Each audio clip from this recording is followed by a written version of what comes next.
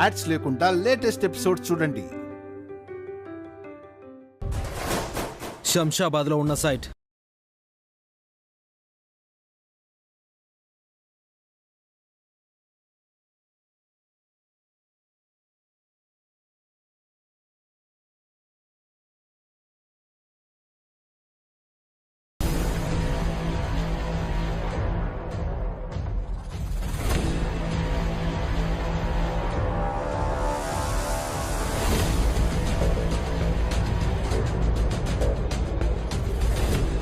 ఎందుకు అఖిల్? అమ్మా, నిన్ను మాట్లాడొద్దని చెప్పాను కదా.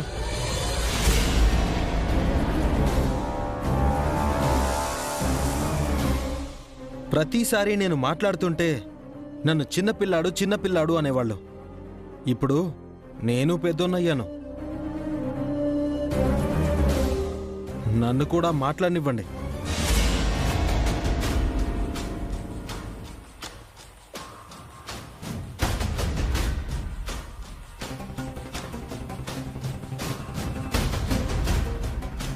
ఎందుకు శంషాబాద్ ప్లేస్ నీకు కావాలి? నేను ఈవెంట్ చేద్దామనుకుంటే డబ్బు లేదు, ఇవ్వడానికి ఈయన గారికి మనసు లేదు. కడుపుతో ఉన్న నా భార్యని బయటికి తీసుకెళ్దామంటే కనీసం నా దగ్గర కారు కూడా లేదు.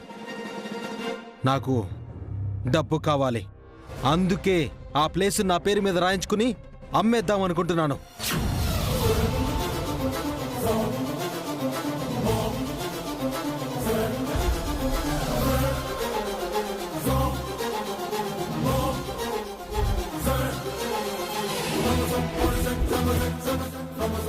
డబ్బు కోసం ల్యాండ్ అమ్మడం ఏంటి అఖిల్?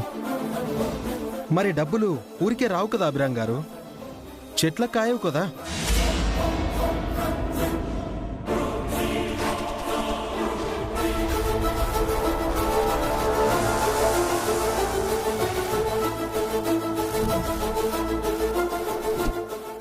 అన్నయ్యతో అలా మాట్లాడుతున్నావేంటి అఖిల్? నేను ఎలా మాట్లాడాలో కూడా మీరే డిసైడ్ చేస్తారా మేడం? ఏమైంది అఖిల్ నీకు? ఎందుకు ఇలా మాట్లాడుతున్నావు? వాడన్న దాంట్లో తప్పేముంది పావని? వాడు ఈవెంట్ చేస్తానంటే డబ్బులు ఇవ్వలేదు, వచ్చిన ఈవెంట్ని కూడా తీసేసుకుంటారు. కడుపుతో ఉన్న భార్య నోరు తెరిచి బయటికి తీసుకుని వెళ్ళమంటే తీసుకెళ్ళలేని దౌర్భాగ్య పరిస్థితిలో ఉన్నాడు వాడు. ల్యాండ్ అమ్మి వాడి కష్టాలు తీర్చుకుంటానంటే తప్పేంటి? ఏం మాట్లాడుతున్నావు అన్నయ్య? ఏమి నాయనా, నీకు నీ పెళ్ళానికి వాళ్ళ మాటలు రుచించట్లేదట. వాళ్ళకో న్యాయం మీకో న్యాయమా? నీలాగే వాళ్ళు కూడా ఈ ఇంటి పిల్లలే కదా, సవతి పిల్లలేం కాదుగా. అత్తయ్య, అర్థం లేకుండా మాట్లాడకండి. అఖిల్ ఫూలిష్గా ఆలోచిస్తుంటే అన్నయ్య ఆవేశంగా మాట్లాడుతున్నాడు. మరి నువ్వేం ఆలోచించావు అభి? అఖిల్ కోసం ఏం చేసావు? ఒక ఆఫీస్ తీశాను, 10 lakhs డిపాజిట్ చేశాను, ఒక ఈవెంట్ కూడా తీసుకొచ్చాను.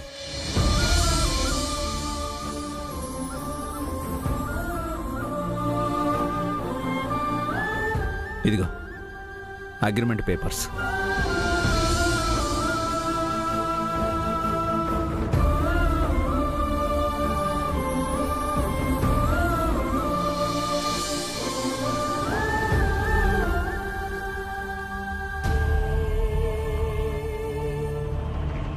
ఈ విషయం నిన్నే చెప్దాం అనుకున్నాను, ఈరోజు చెప్దామని ఆగాను. ఇందాక నేను బయటికి వెళ్ళింది ఈ పని చేయడానికే వెళ్ళాను. నీ గురించి హారిక గురించి మొన్ననే మాట్లాడుకున్నాం అఖిల్. నీకంటూ సొంత ఆఫీసు, సొంత ఈవెంటు ఇవ్వాలని ఆయన నిర్ణయించుకున్నారు.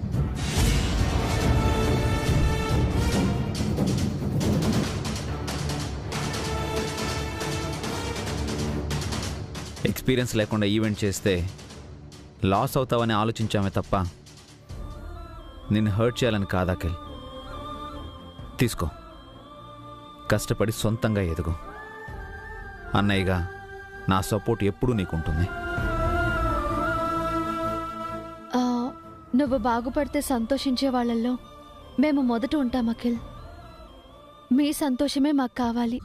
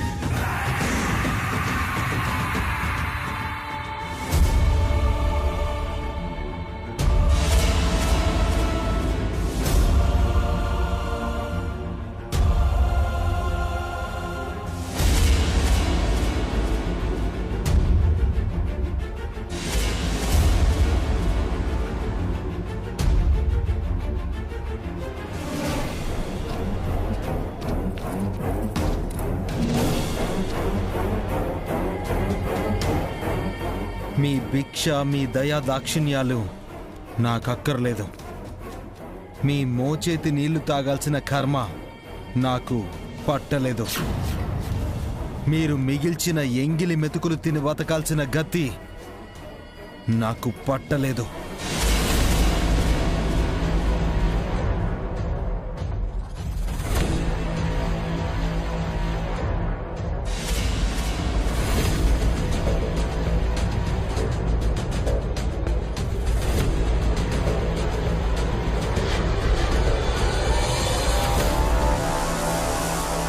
అఖిల్,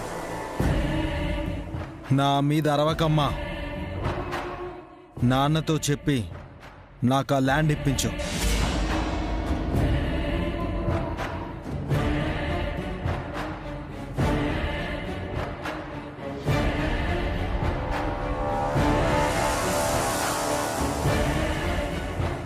లాయర్ గారు, మేం కాస్త మాట్లాడుకోవాలి. మీరు బయలుదేరండి. అలాగే సార్. ఆగండి సార్.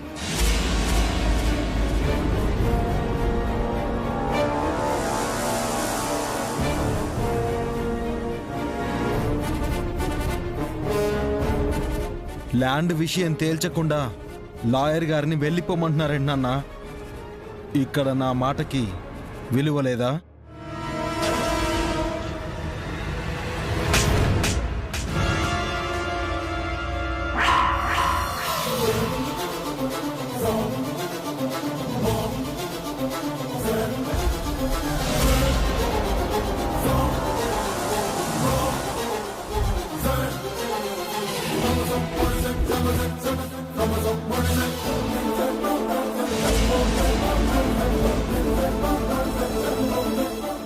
ముందు నువ్వు పెద్దవాళ్ళకి విలువివ్వడం నేర్చుకో. మీరు వెళ్ళండి లాయర్ గారు.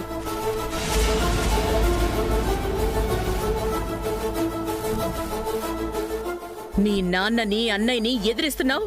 ఎలా వచ్చింది నీకీ ధైర్యం? నీకంటే పెద్దవాళ్ళు మీ అన్నయ్యలే ఆస్తిని పంచమని అడగడం లేదు. నువ్వెలా అడుగుతున్నావు? వాళ్ళు సంపాదిస్తున్నారు కదా వదినా, ఆస్తులు ఎందుకు అడుగుతారు? వాడు సంపాదించడానికి అభి ఏర్పాట్లు చేశాడని చెప్పాడు కదా. ఆయన ఆస్తి పంచమని అడిగేసరికి అభిబావ్ గారు ఆఫీస్, డిపార్ట్మెంట్, ఈవెంట్ అని ఇంకేవేవో చెప్తున్నారు అత్తయ్య. ఈ విషయం ఆయన నిన్ననే చెప్పాలనుకున్నారు హారిక, ఇప్పుడు కాదు. చాలా చాలా థ్యాంక్స్ వదినా. గొప్ప మేలు చేశారు.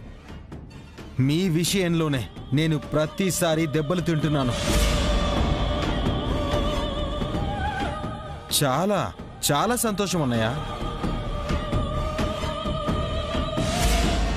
నేను కాదురా, అభియే నిన్ను కొట్టాల్సింది. నీపై వాడికున్న ప్రేమ నిన్ను కొట్టకుండా వాణ్ణి ఆపింది. ఎందుకురా ఇలా అబద్ధం చేసుకుంటావు? మేము నీకేం తక్కువ చేశావు?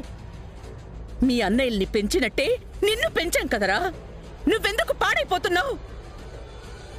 ఒక్కోసారి నీ మాటలు వింటుంటే భయం వేస్తోంది. నువ్వసలు మా కొడుకువేనా అని అనుమానం వస్తోంది.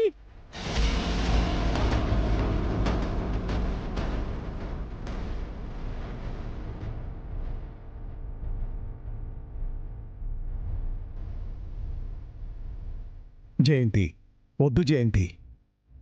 ఆవేశంలో మాట జారకు, మనసును గాయపరచుకో.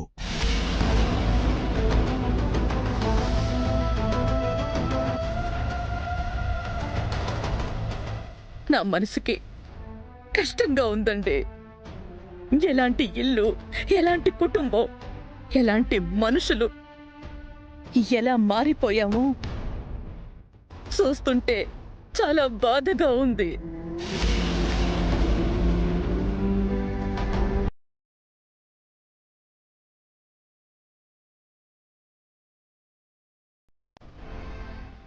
మీ బాధ మీదే కానీ నా బాధ మీకెప్పటికీ అర్థం కాదు.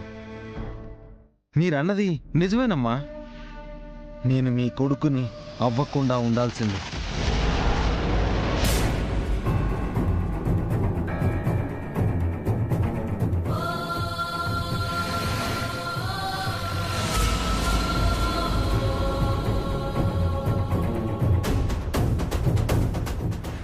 ఈ ఇంట్లో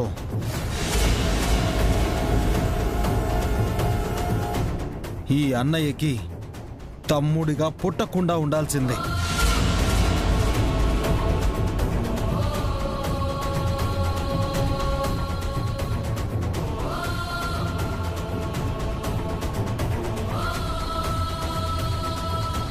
తప్పు చేసేశాను, అనుభవిస్తున్నాను.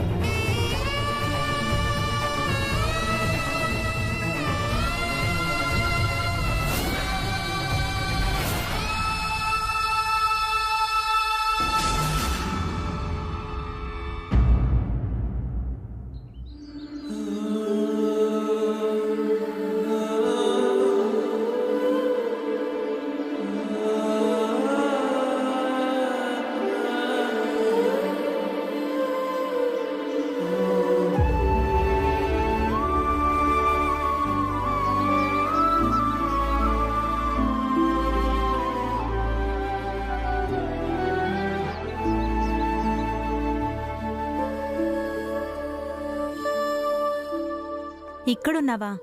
ఈ పనులు చెయ్యొద్దని నీకెన్నిసార్లు చెప్పాను? పర్వాలేదులే అక్క. ఏంటి పర్వాలేదు? కడుపుతో ఉన్నావు, మెట్లెక్కకూడదు, బరువులెత్తకూడదని తెలీదా?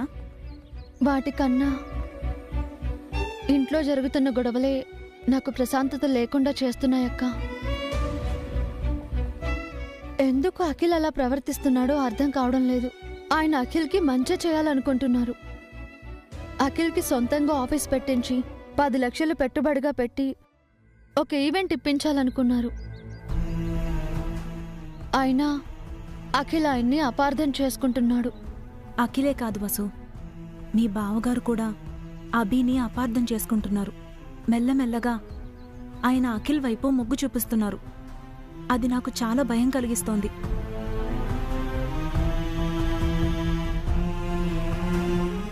ఈ గొడవలు చివరికి దేనికి దారి తీస్తుందో తెలియడం లేదక్కా. మనసంతా చాలా బాధగా ఉంది. అభి చూసుకుంటాడులే వసు. ఈ సమస్యని ఎలా పరిష్కరించాలో అభికి తెలుసు.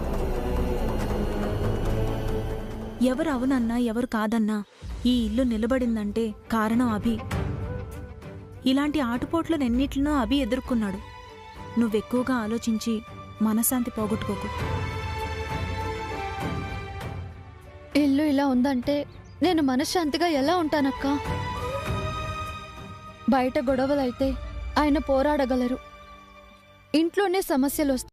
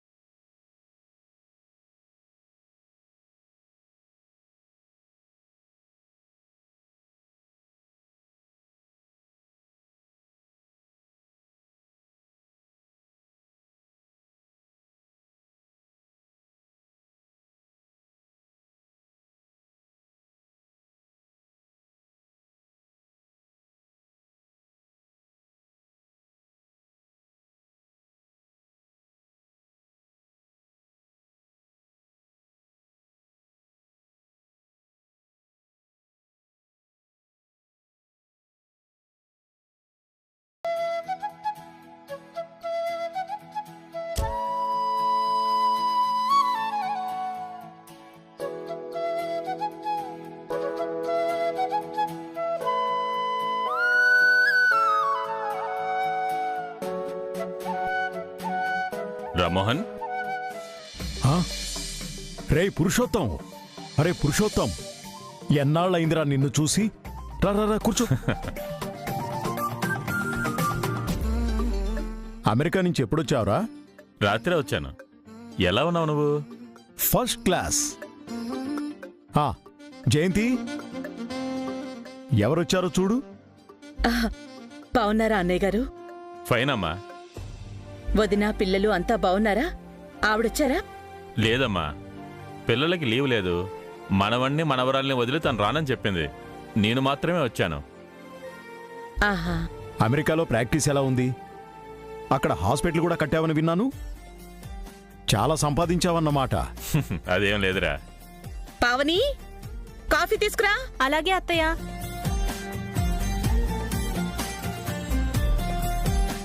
ఏమ్మా సుమంగళి, బాగున్నావా?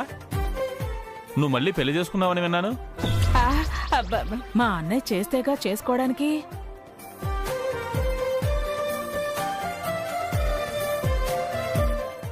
మా పెద్ద కోళ్ళు పావనీరా. నమస్తే అండి. నమస్తే అమ్మా. నా బాల్య స్నేహితుడమ్మా. మా రెండో కోడలు వసుంధర. నమస్తే అండి. నమస్తే అమ్మా.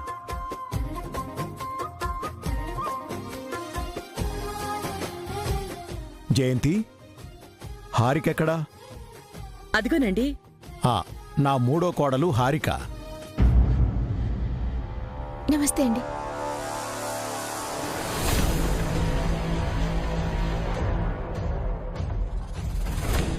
ముగ్గురు కోడళ్ళు.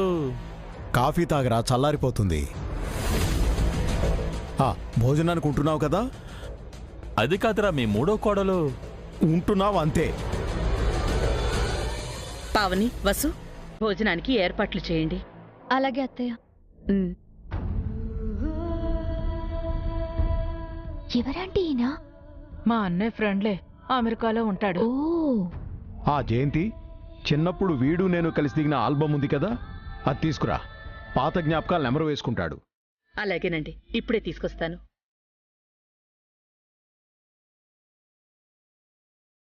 మధ్యలో మనకెందుకే గోల, పద. ఇన్నాళ్లకి ఇండియా గుర్తుకొచ్చిందన్నమాట. నీకున్నది ఇద్దరు కొడుకులే కదా, మరి ముగ్గురు కోడళ్ళేంటి?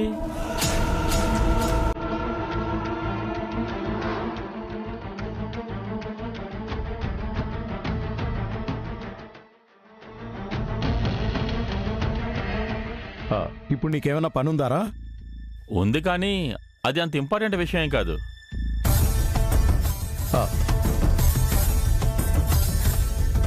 రే, వెళ్ళి ఆ పనులన్నీ పూర్తి చేసుకో. మనం ఇంకోసారి కలుద్దాం. నేను కూడా ఆఫీస్కి వెళ్ళాలి. అది కాదురా, నేను అడిగిన విషయం. ఇలా రా, చెప్తాను.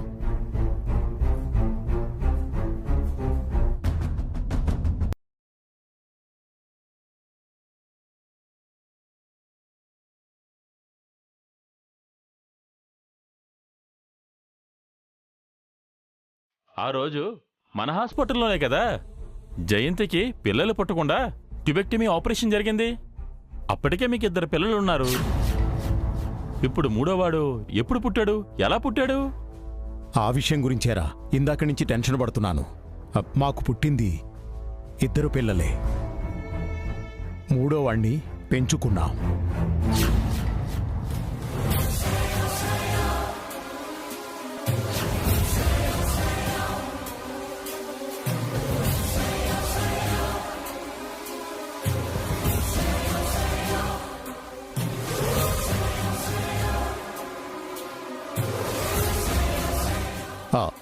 ఈ విషయం ఎవరికీ చెప్పకురా. ఇప్పటికే ఇంట్లో చాలా గొడవలు అవుతున్నాయి. ఈ మూడోవాడి విషయం ఇంట్లో వాళ్ళెవరికీ తెలీదు. అయినా ఇద్దరు పిల్లలు ఉండగా మూడోవాడిని ఎందుకు పెంచుకున్నావు? ఆ మూడో పిల్లాడు ఎవరు?